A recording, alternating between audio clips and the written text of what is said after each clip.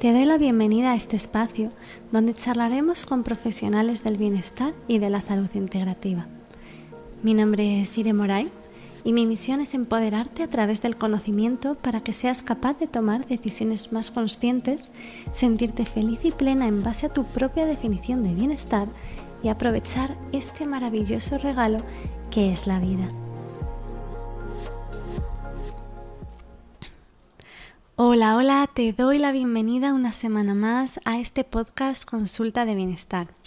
Uno de los motivos por los que he querido hacer un podcast así es para que aprendas sobre distintas áreas de la salud y, como he dicho antes, esto te lleve a tomar mejores decisiones.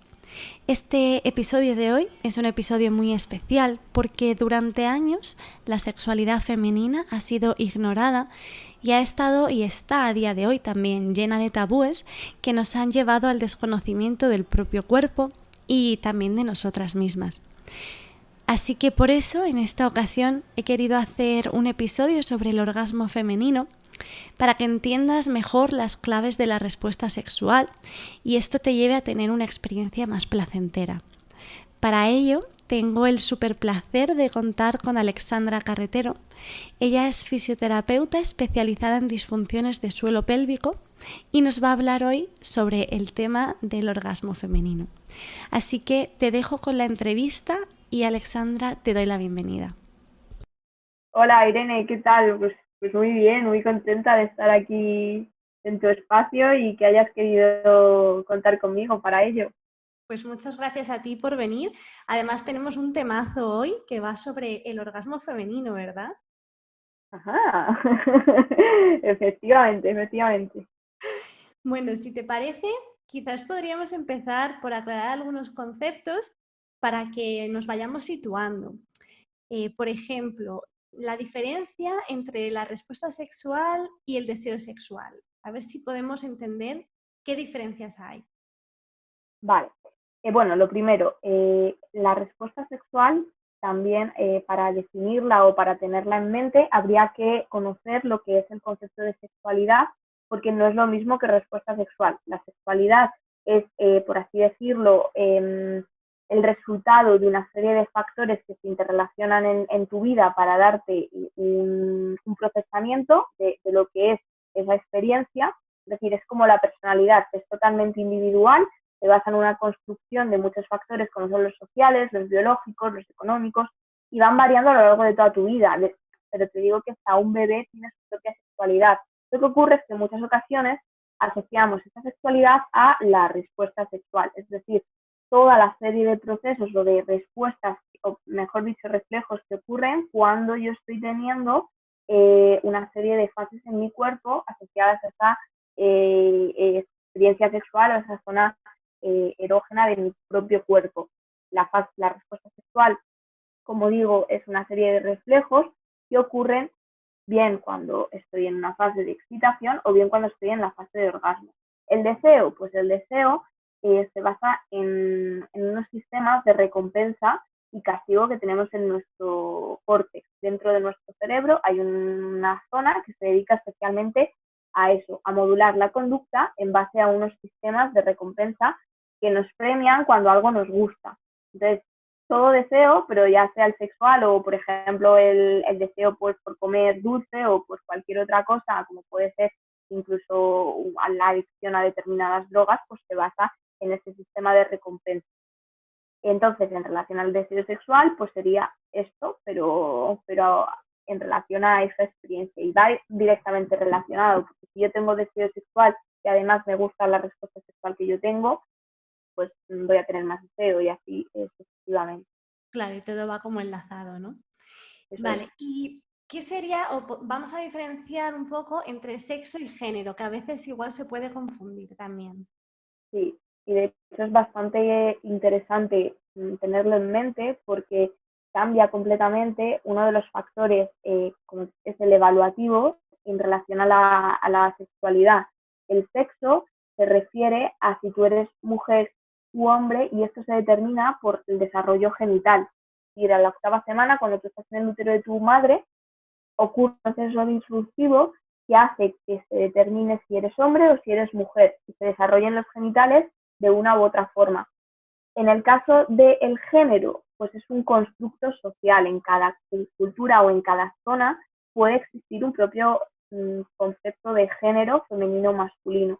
Y esto va muy unido a todo lo vivido en épocas pasadas y que se transmite de generación en generación. Lo femenino es de una forma determinada y lo masculino es de otra, incluido no solo el aspecto físico, sino también todas las experiencias o todos los comportamientos que teóricamente tiene que tener una mujer y tiene que tener un hombre.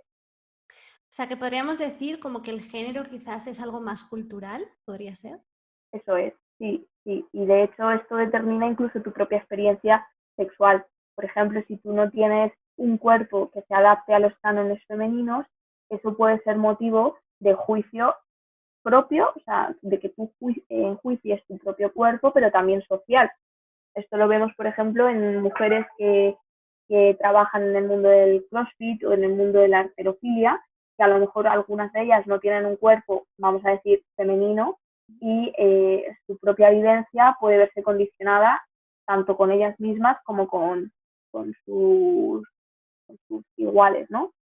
Sí, de hecho yo creo que esto es algo que pasa mucho, ¿verdad? Pues, pero como con todo.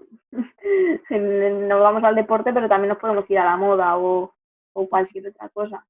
Sí, es, Claro, ahí está jugando el rol de identidad de género, porque tú puedes tener un género, pero también está lo que es la identidad de género, con el género que tú te identificas o con lo que tú vives, ¿no? En base a esa definición. totalmente. Pues vamos a empezar, si quieres, aclarando también algunas dudas que pueden ser un poco recurrentes, como por ejemplo el tema de las zonas erógenas, ¿no? ¿Es que hay una sola zona erógena? ¿Existen varias? ¿O cómo va esto? Existen varias. De hecho, el órgano erógeno más potente de tu cuerpo es el cerebro. Y eso no lo tocas. O sí. Pero es el órgano, esto lo dice mucho mi compañera Silvia Pérez, en Instagram la encontráis como Silvia Pérez ORG.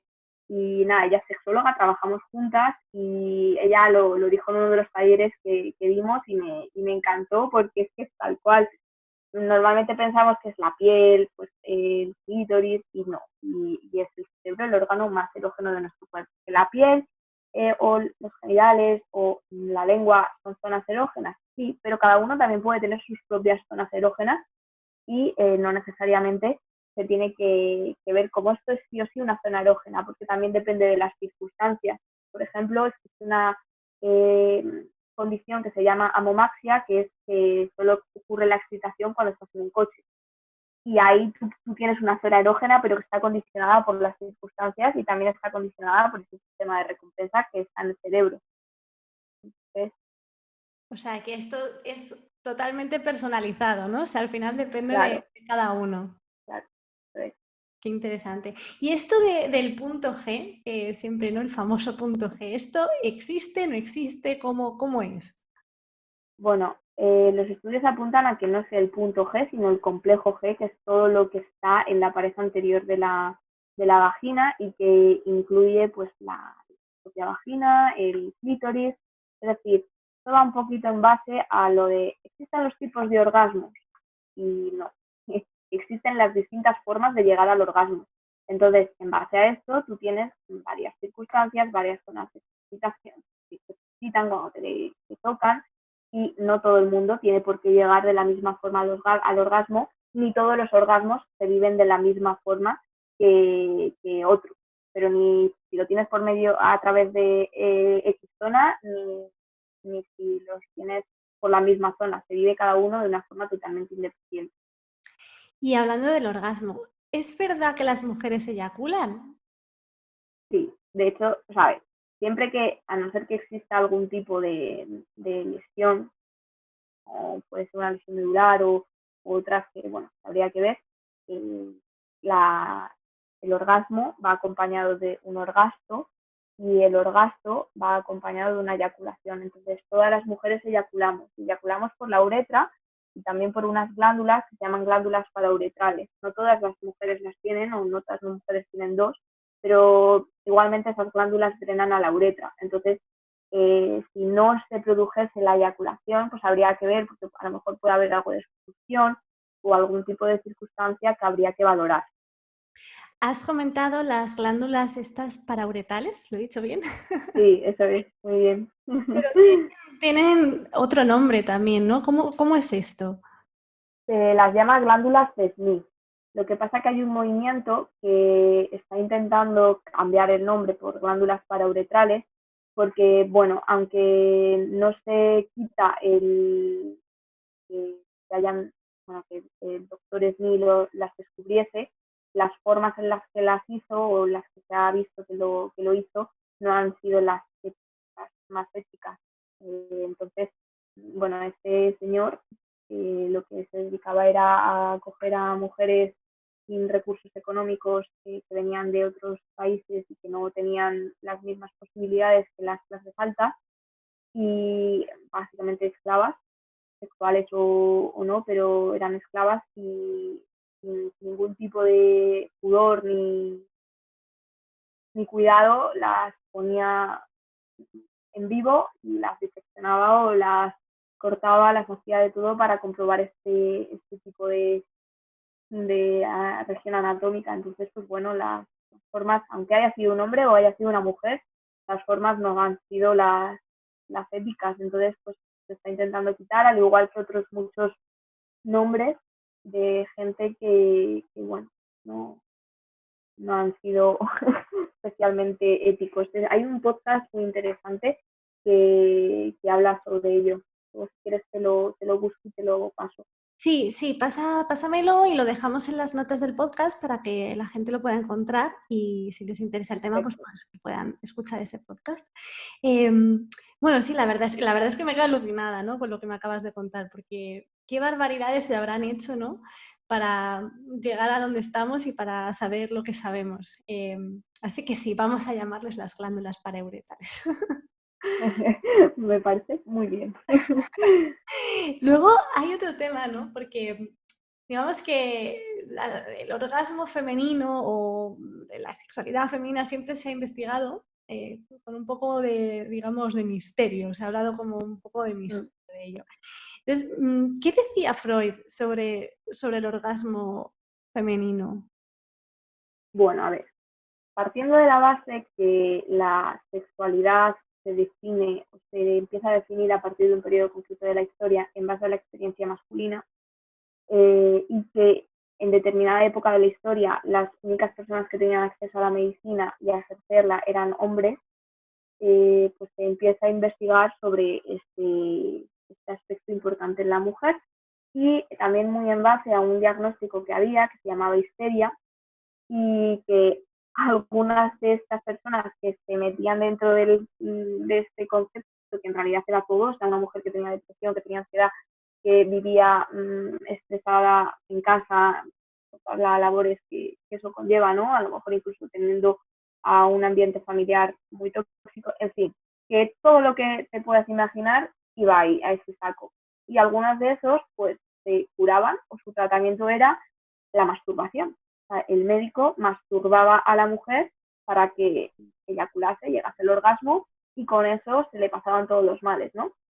Entonces, él este hombre, lo que definió era que el orgasmo clitoriano era inmaduro y que el orgasmo vaginal era el maduro. O sea, con perdón, gilipolleces máximas y absolutas, ¿no? Porque de hecho casi todas las mujeres pues tienen más placer por el clítoris, que como he dicho antes, no tiene por qué, que cada mujer es un mundo y cada cuerpo es un mundo, pero bueno, que si nos ponemos a decir, pues vemos que y esto era lo que decía. Sí. Qué locura, ¿no? Esto. Pero bueno, gracias por Dios que al final se ha investigado más y ¿no? Y ya se saben muchas más cosas y esto no se ha quedado así, ¿no? Sí, de hecho, pues hay una serie en Amazon Prime, creo que se llama Master of Sex, que te explican un poco de cómo empezó todo a investigarse un poquito más y vemos cómo este doctor que está investigando necesita a Virginia E. Johnson para mejorar todas sus investigaciones, porque hasta ahora estaban llegando a saco roto muestras de ellas, porque necesitaba la perspectiva de una mujer libre, liberal, que conocía su cuerpo y conocía lo que ella quería para poder hablar sobre la sexualidad femenina. Totalmente. Pues si te parece, vamos a empezar a meternos un poquito más en el tema del orgasmo. Y bueno, hay algo que me parece además súper interesante, ¿no? Que es el orgasmo y el sistema nervioso, ¿no? Porque explícanos un poquito cómo influye el sistema nervioso en el orgasmo. Yo me quemo, por ejemplo, ¿no? Me quemo con la placa del vitro, ¿no? ¿Y qué hace mi mano? Pues la quita, y en ese movimiento de quitar la mano, no solo estoy quitando la mano, sino que estoy haciendo un movimiento global con todo mi hombro y todo mi codo, pero incluso puedo echarme para atrás, ¿no? Entonces, esto es un reflejo. En base a un estímulo que yo he recibido en mi mano, se desencadena una respuesta motora que hace que ocurra pues lo que acabo de explicar. Y después de eso, o más bien durante el momento, yo estoy teniendo unas sensaciones en mi cabeza o unas sensaciones de alarma en todo mi cuerpo, una respuesta neuroendocrina. Una vez he vivido esto, lo proceso y digo, pues me acabo de quemar. Y ya empiezo a hacer una evaluación. Pues todo eso se registra a nivel cortical superior, vamos a decir, pero ha habido una respuesta a nivel cortical inferior, que todo se integra en conjunto con todo. Pues con el orgasmo pasa un poco lo mismo.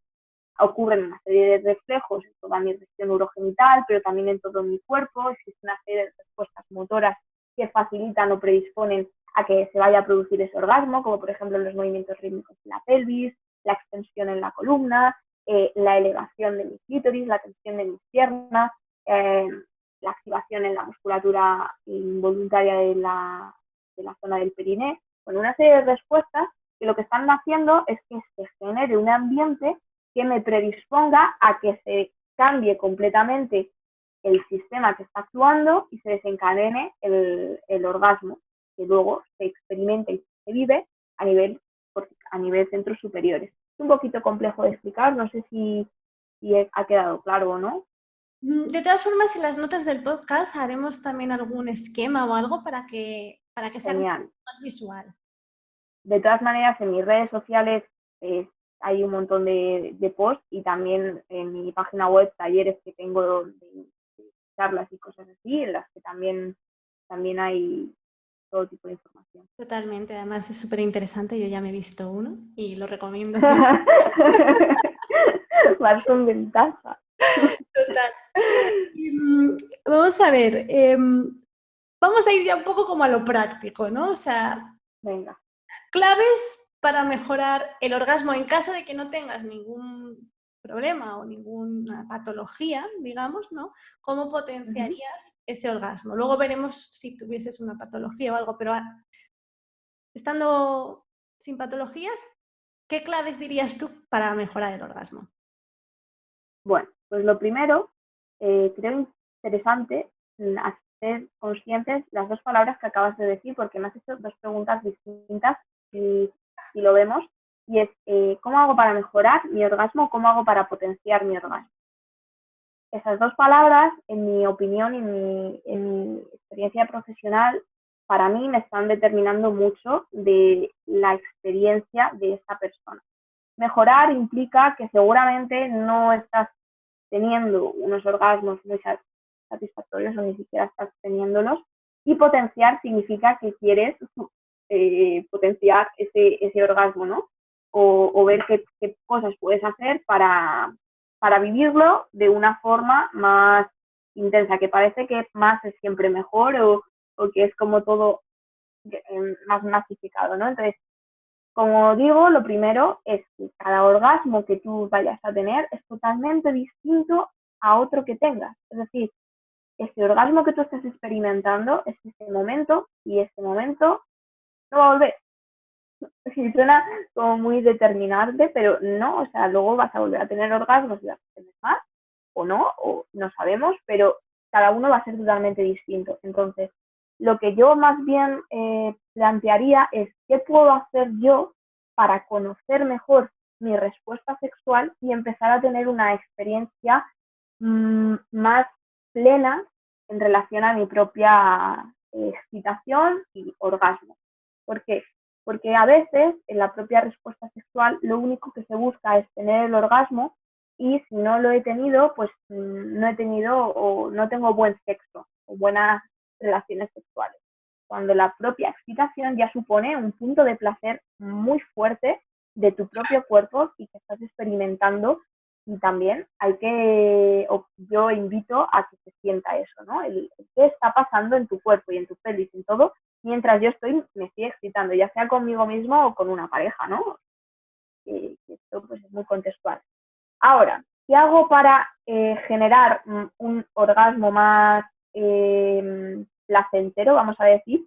Lo primero de todo, ver qué siento cuando llego al orgasmo, qué ocurre en mi cuerpo y qué sensaciones me quedo después cuando llego al orgasmo.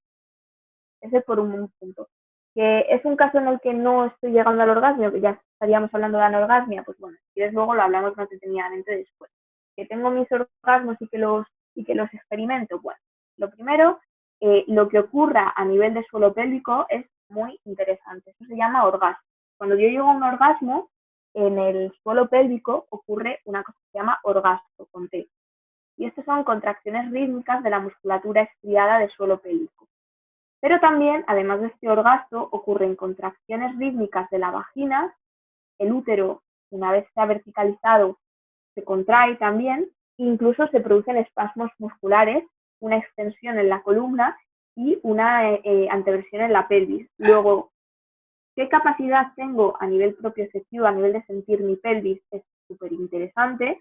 La capacidad de movilidad pélvica, la capacidad de movilidad de la columna torácica y lumbar, cómo de libre están mis tejidos a nivel intracavitario, porque el orgasmo es movimiento, entonces lo que sí que recomendaría es, oye, hacerte una valoración de suelo pélvico. En muchas ocasiones, el propio mecanismo de la erección del clítoris, que se llama mecanismo corporoclusivo, se consigue en base a un pujo, a empujar el suelo pélvico para generar esa compresión. Entonces, lo primero es conocer qué tienes dentro, qué estado tiene tu suelo pélvico, porque a lo mejor ni sabes cómo se contrae, cómo se siente. No es lo mismo contraer con los ejercicios típicos de Kegel que generar un efecto propioceptivo en la vagina y que empieces a sentirlo. Entonces, mi recomendación, tanto si hay una situación como puede ser una anorgasmia o disorgasmia, que es dolor en el orgasmo, o que estamos hablando de una situación, pues mejorar o trabajar en ello, es valorarte tu suelo pélvico, saber qué tienes. Bueno, Y luego ya sobre eso, pues seguir trabajando y conocer. es que esto del suelo pélvico, o sea, yo lo oigo por todas partes, debe ser súper importante para todo, ¿no? Porque al final es lo que tú dices, ¿no? Es que intervienen muchas cosas. Y además tiene muchas funciones que al final no es la respuesta sexual es una de ellas, pero también pues incluso la respiración, la continencia, que es urinaria, fecal o anal, también la estabilización y incluye también incluso en los procesos deportivos. Yo tengo un montón de pacientes que vienen a consulta porque, bueno, tienen dispareunia y son deportistas como pueden ser crossfit, halterofilia y cualquier disciplina. Y mucho de lo que le ocurre a nivel sexual es por su gesto deportivo y lo que acabo haciendo es readaptando el gesto deportivo. Porque también me dedico al mundo de la adaptación y el deporte, entonces interrelaciona todo. Es una persona con una salud integral. Vale, entonces vamos a retomar lo que habías dicho antes, que hablabas sobre personas que a lo mejor no llegan al orgasmo. ¿Qué habría que mirar o qué consejos qué les dirías, no?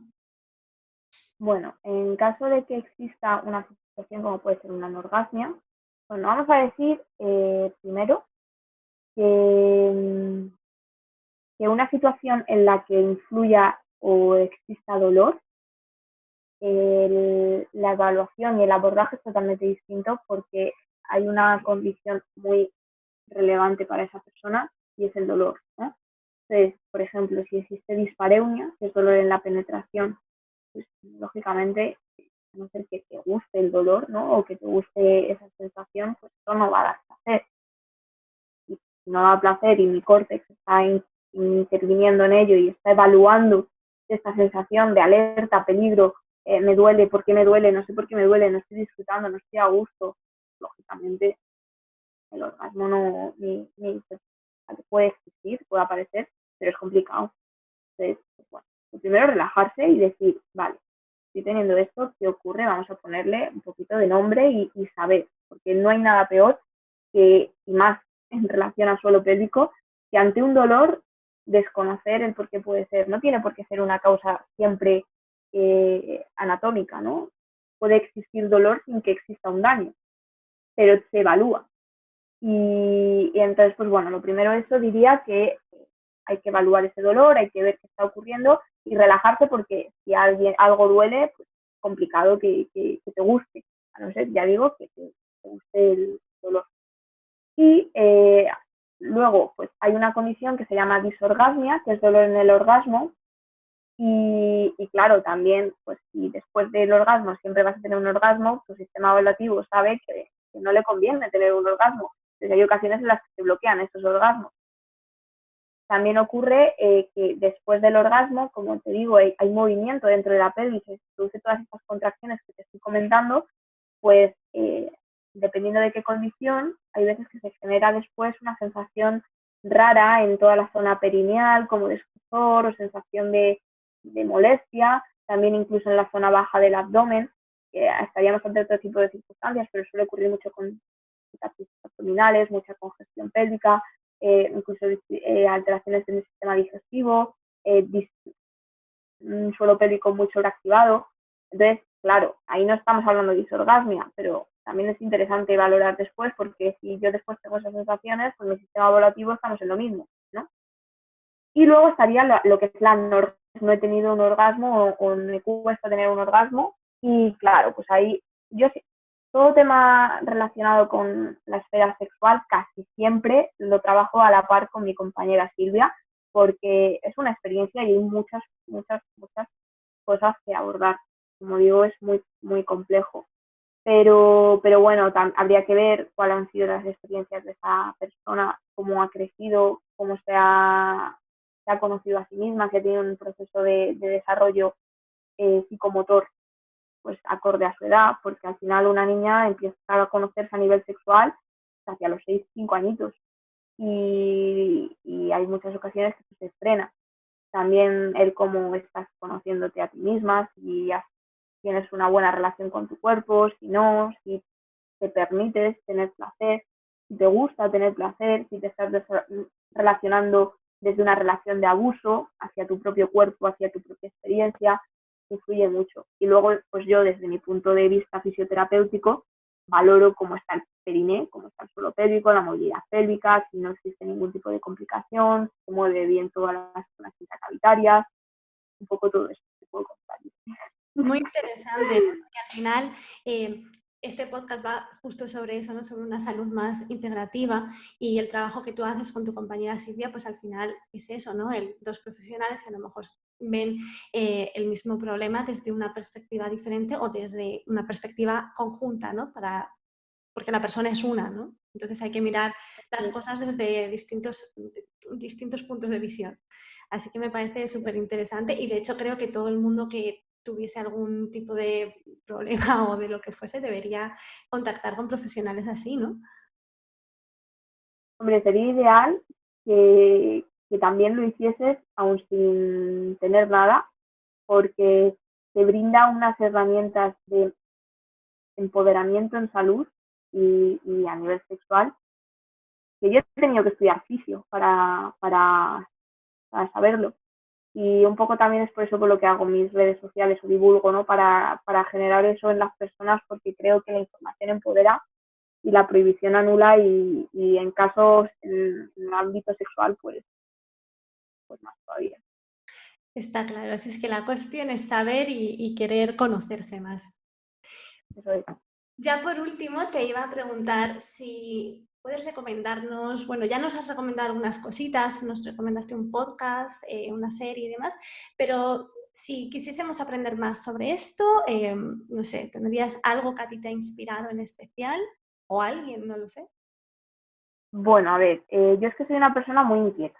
Entonces, A mí me encanta, o sea, soy un poco como tú, ¿sabes?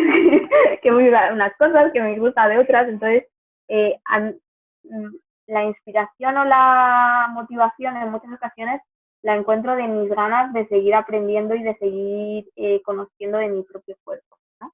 A nivel personal, pues bueno, para mí ha sido eh, muy gratificante, como digo, conocer mi propio cuerpo, me ha dado unas herramientas en mi propia sexualidad muy potentes, pero bueno, si tengo que decir gente o personas que yo pienso y digo, pues, gracias porque me has ayudado a tener una relación más sana con mi propio cuerpo, es algo mío, ¿vale? Yo lo que yo recomiendo, pero desde mi perspectiva como mujer que tiene su propia sexualidad y como mujer que tiene su propia respuesta sexual. Por un lado, Laura Pastor, que fue mi profesora y es mi amiga, y es maravillosa, la recomiendo. Claro, pues me enseñó lo primero, las primeras cosas de la sexualidad.